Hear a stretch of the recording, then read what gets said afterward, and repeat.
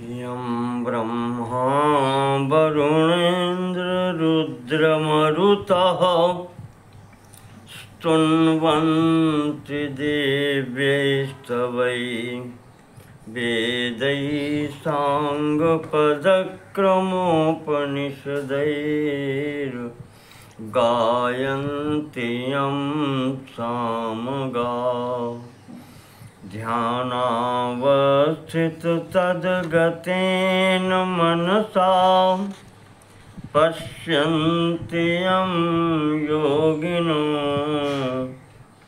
यस्यान्तं न विदुः सुरासुरगणा देवाय तस्मै नमः। वक्रतुंड महाकाय कोटिसूर्यसमप्रभ निर्विघ्नं कुरु मे देव सर्वकार्येषु सर्वदा। ओम तत्सत्। ब्रह्मणे नमः।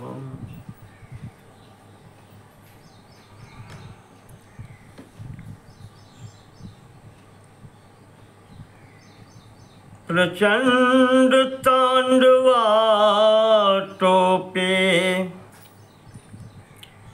प्रक्षिप्ता येन दिग्गजाः भवन्तु विघ्नभंगाय भवस्य चरणाम्बुजाम्।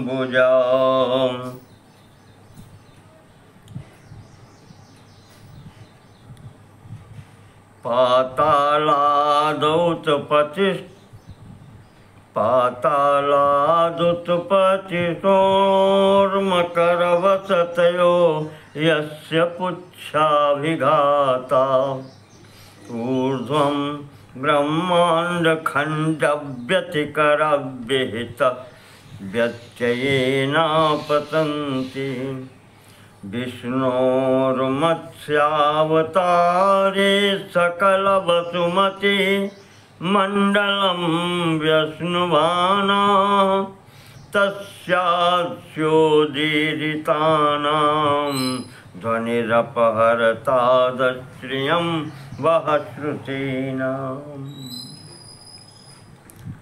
नारायणं नमस्कृत्य नरं चैव नरोत्तमं देवीं सरस्वतीं व्यासं ततो जयमुदीरयेत्।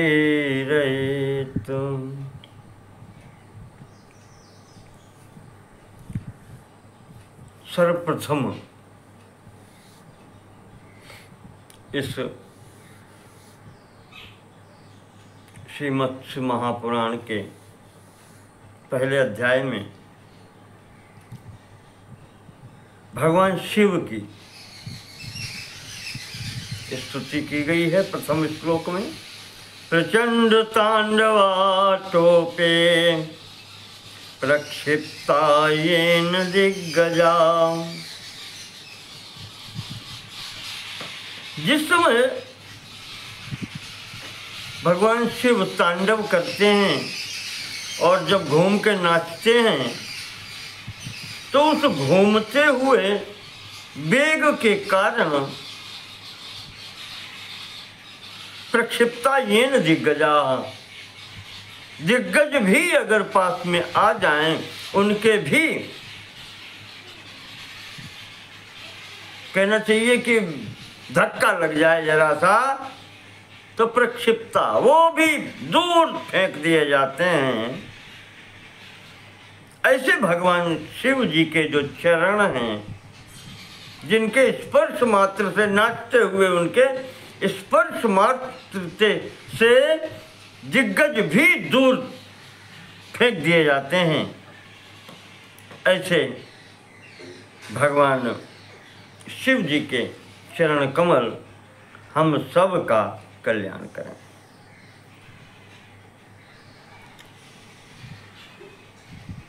पातालादुत्पतिस्नोर्मकरवसतयो यस्य पुच्छाभिघाता। अब ये दूसरे श्लोक में भगवान विष्णु की स्तुति है भगवान के मत्स्य अवतार की। जब आप मत्स्य का अवतार मछली का स्वरूप धारण करते हैं तो उस प्रलय के महासागर में आपके पूंछ जो होती है, यस्य पुच्छाभिघाता,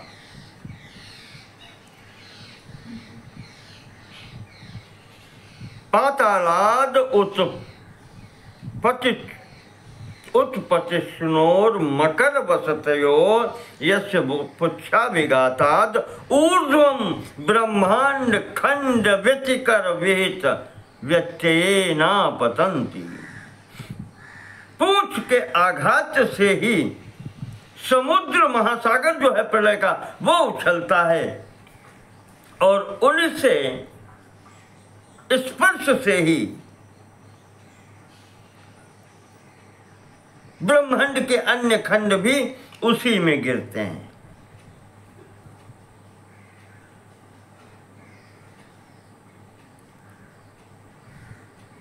विष्णोर्मत्स्यावतारे सकल वसुमती मंडलम व्यश्नुवानाम तस्यास्योदीरितानाम। हाँ, भगवान के मत्स्यावतार के समय जब वो समुद्र में किलोल करते हैं, उछलते हैं, तो ब्रह्मांड खंड में जो उनकी पूंछ का आघात होता है वो भी नीचे गिरते हैं और नीचे भी जो पृथ्वी है सकल वसुमती मंडलम व्यश्नुवाना, उस सबको पृथ्वी को वो व्याप्त कर लेते हैं और तब तस्यास्योदीरितानाम ध्वनि ही, तस्य अस्य उदीरिता नाम ध्वनि, उनके मुख से निकली हुई ध्वनि अर्थात वेद।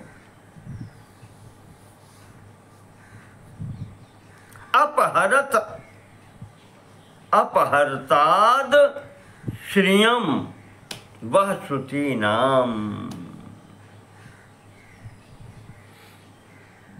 अपहरत आप सब लोगों के, अश्रियम वह अपहरत,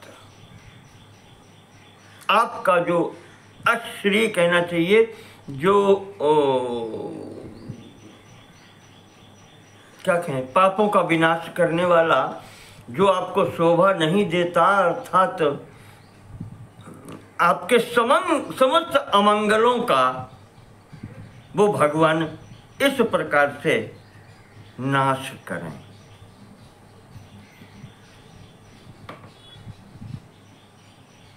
प्रारंभ में ही भगवान शिव की स्तुति पहले, तत्पश्चात भगवान मत्स्य की।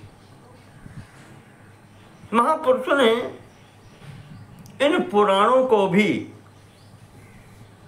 3 गुणों में बांट दिया है, सतोगुण प्रधान, रजोगुण प्रधान और तमोगुण प्रधान।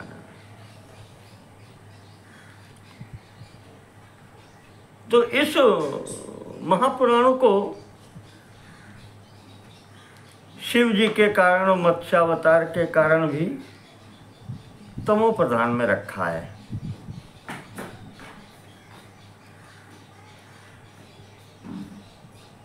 पर हमारे प्रभु तो गुणातीत हैं, वो किसी रूप में हो।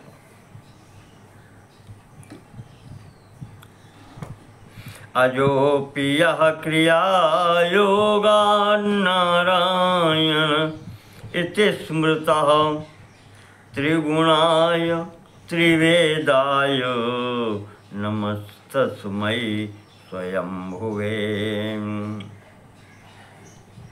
तत्पश्चात भगवान स्वयंभू का करते हैं। एक तो नारायणम नमस्कृत्य नरम चैव नरोत्तमम, भगवान नर और नारायण का स्मरण करते हुए देवीं सरस्वतीं चैव ततो जय मुदीरये, तो उसके पश्चात भगवती देवी सरस्वती जी का स्मरण करके कहते हैं जय नामक इन शास्त्रों का पाठ करना चाहिए। भविष्य पुराण में विवरण दिया है जय किसको कहते हैं, तो वहां बता दिया है महाभारत को भी जय कहते हैं। वहां कहा है अष्टादश पुराणानि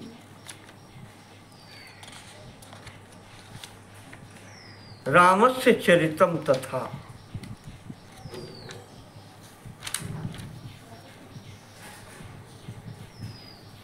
विष्णु धर्मादयो धर्मा शिव धर्माश्च भारत।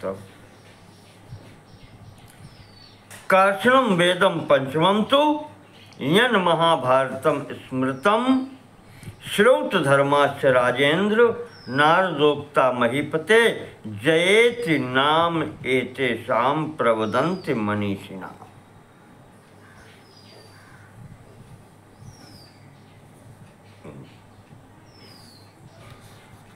अर्थात रामायण महाभारत सभी पुराण विष्णु धर्म शिव धर्म नारद जी के द्वारा बतलाए गए पांचरात्र आदि को धर्म, ये सब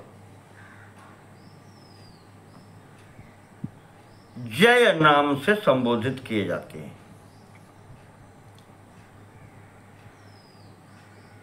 और वहां तो ये भी कह दिया कि जयोपजीवी यो विप्र सब महागुरु रुच्यते। जो जय नाम के जितने भी ये शास्त्र हैं, इन सब को जो जानता है वो महागुरु कहा जाता है, वही महान विद्वान कहा जाता है।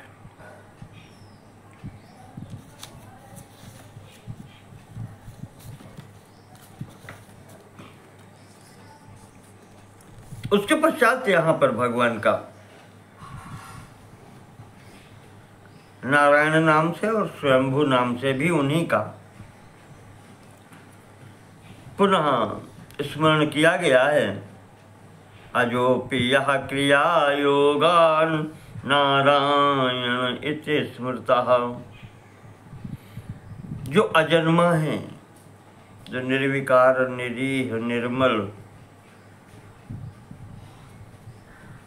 परमात्मा हैं, वो क्रिया योगात, जो अपनी माया को स्वीकार करते हैं, क्रिया कुछ करना चाहते हैं, इच्छा करते हैं, तो वही नारायण स्वरूप कहे जाते हैं। नारायण इति स्मृतः। और त्रिगुणाय त्रिवेदाय नमस्तस्यै, वही त्रिगुण से युक्त हैं, वही तीनों वेदों में वर्णित हैं। उन स्वयंभू परमात्मा को, भगवान को हम प्रणाम करते हैं। त्रिगुणाय त्रिवेदाय नमस्तस्मै स्वयंभुवे।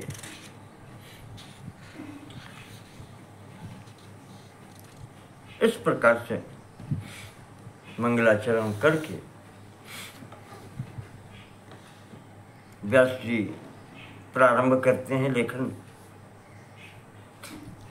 कहते हैं कि एक बार सूतम एकाग्रमासीनम नैमिषारण्यवासिना मुनयो दीर्घ सत्रांते पप्रच्छुर दीर्घ संगीताम। एक बार महाराज सूत जी, रोमहर्षण सूत जी नैमिषारण्य में एकाग्रचित्त होकर के शौनक आदि ऋषियों के बीच में बैठे थे।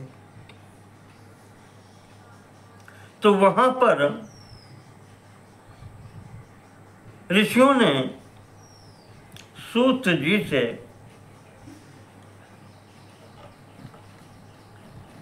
इस दीर्घ संगीता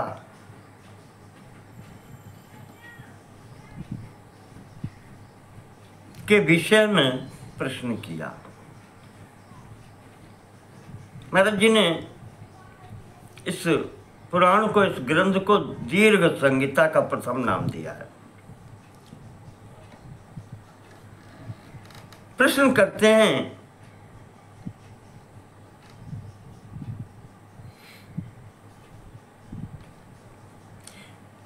कथितानि पुराणानि यान्यस्माकं त्वया नघ तान्येवामृतकल्पानि श्रोतुमिच्छामहे पुनः। आपने हमें बारंबार कई बार पुराण संहिता सुनाई है, भगवान के चरित्र सुनाए हैं पुराणों। तान्येव अमृत कल्पानि, वो तो महाराज अमृत के समान हैं, इच्छा तृप्त नहीं होती। तो श्रोतुम इच्छा मह पुनः, पुनः पुनः सुनने की इच्छा होती है महाराज, फिर से सुनाओ। कथम ससर्र भगवान लोकनाथ चराचरम, भगवान ने इस सृष्टि की रचना कैसे की। और कस्माच्च भगवान विष्णुर मत्स्य रूपत्वमाश्रिता, और भगवान विष्णु ने मत्स्य का, मछली का स्वरूप कैसे बनाया, क्यों बनाया।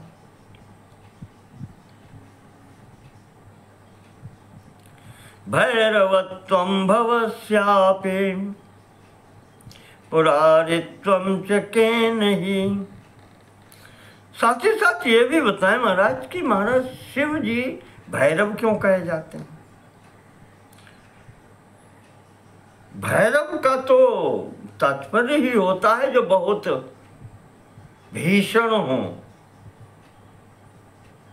कठोर स्वरूप हो। तो शिव जी तो बहुत अच्छे सुने जाते हैं, उनको भैरव स्वरूप की कैसे प्राप्ति हुई। और पुरारित्वं च केन ही, और पुरारी क्यों कहे गए। और कस्य हेतु कपालित्वं, कपाली बनाया गया उनको, क्यों कहा गया। जगाम वृषभध्वजा, उन भगवान शिव जी को वृषभध्वज, शिव जी को कपाली, पुरारी, भैरव, ये सब क्यों कहा गया। इसका आप विस्तार पूर्वक हमें बताएं।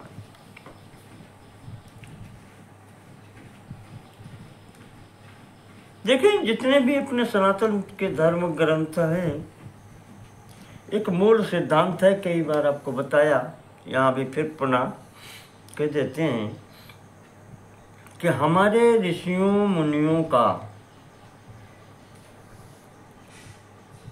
जो बैठ करके सत्संग करते थे, उनका मूल आधार था आत्मचिंतन का। इस भौतिक जगत से उनका कोई मोह नहीं होता था।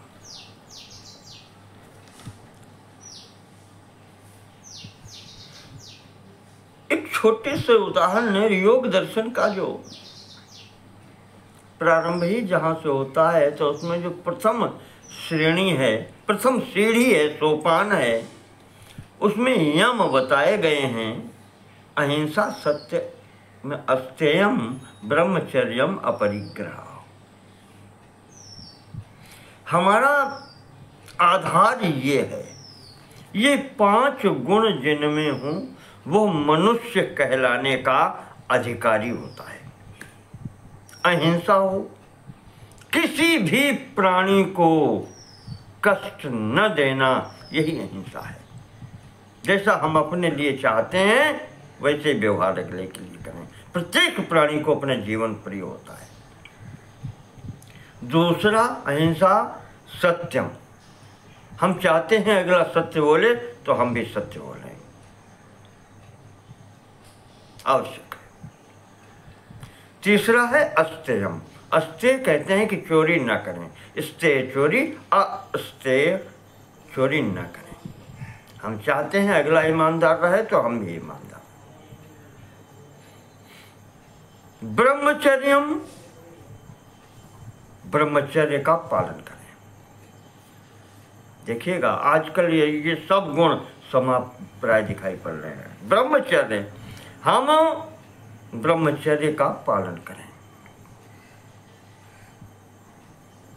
ब्रह्मचर्य के अंतर्गत बहुत कुछ आता है। उस प्रकार का चिंतन ही न करें। 3 प्रकार के यहां भी हैं, कायिक, वाचिक और मानसिक। तीनों प्रकार के आकर्षणों का परित्याग करें।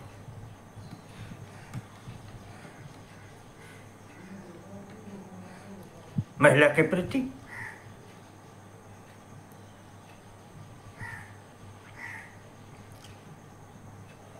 मन से भी न सोचें, वाणी से भी न बोलें और शरीर से भी कोई, तब ब्रह्मचर्य होता है। और अंतिम 5वां है अपरिग्रह।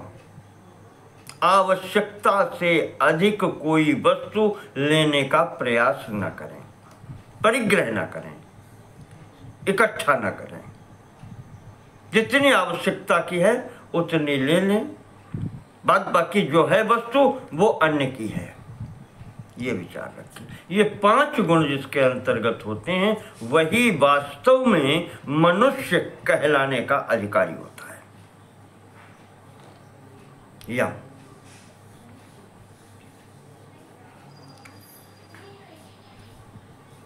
अन्यथा पशु भी समाना। आहार निद्रा भय मैथुनंच, 4 गुण तो सब जगह उपस्थित हैं, जानवरों में भी। मनुष्य भी जानवर है। अंग्रेजों ने तो कह दिया मैंने सोशल एनिमल, सामाजिक जानवर है पशु, पर हम पशु नहीं हैं, हम मानव हैं। ये याद रखें। तो मानव का प्रथम गुण ये होता है, 5 गुण, अहिंसा, सत्यम, अस्तेयम, ब्रह्मचर्यम, अपरिग्रह, ये होने चाहिए। तो मनुष्य कहलाने के अधिकारी हैं। और जब मनुष्य कहलाने के अधिकारी होते हैं तब हम आत्मचिंतन के भी अधिकारी होते हैं। तब ये सोचते हैं कि भर्तृहरि जैसी बात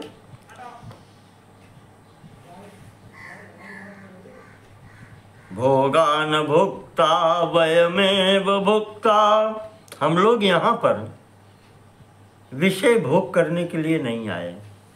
ये चिंतन तभी होगा जब वो 5 गुण होंगे मनुष्यत्व के, सार्वभौम महाव्रत कहे जाते हैं जो, तब ये चिंतन आता है कि भोगान भुक्ता वयमेव भुक्ता। हमने जीवन में भोग नहीं भोगे, भोगों ने हमें भोग लिया। हमारा शरीर इस स्तर पर पहुंच गया और भोग अभी भी दुनिया में, संसार में उपस्थित हैं। हम नहीं भोग पाए, क्योंकि जो वस्तु भोग ली जाती है वो समाप्त हो जानी चाहिए। मैंने भोजन किया, थाली हमारी खाली हो गई, उधरस्थ हो गया भोजन, थाली खाली, भोग समाप्त। पर यहाँ ऐसा नहीं है।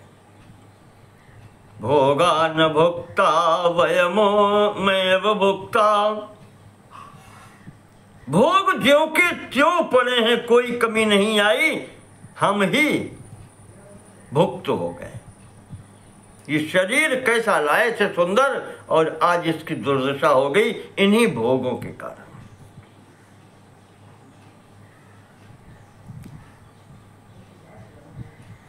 तृष्णान जीर्णा वयमेव जीर्णा, और ये तृष्णा, वासना, कामना ये शांत नहीं हुई, शरीर जीर्ण हो गया। शरीर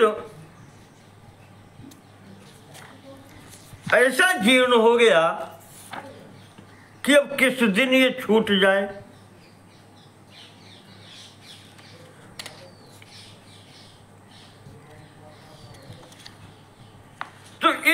स्थिति में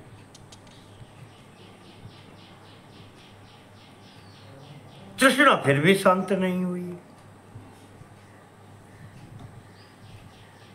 अकालो न यातो वयमेव याता। समय नहीं, हम लोग बैठते हैं तो बात कर, अरे समय काट रहे हैं। अरे समय कैसे काट रहे हो? समय ने तुम्हें काट दिया। कालो न यातो वयमेव याता। काल वैसा ही बना रहा, समय वैसा ही बना रहा, और हम आए और चले गए। तो इस प्रकार से सोचने की इच्छा होती है, फिर हम सोचते हैं, और सोचते ये हैं कि अच्छा, ये जो कुछ भी दिखाई पड़ता है ये क्षणिक सुख तो दे सकता है, पर स्थायी सुख नहीं दे सकता।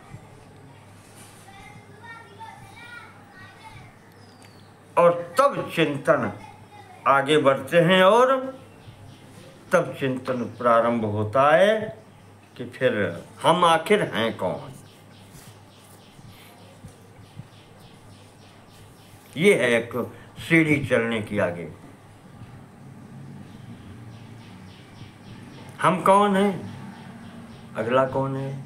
को हम कस्त्वं कुत आयाता कामे जननी को में तातः।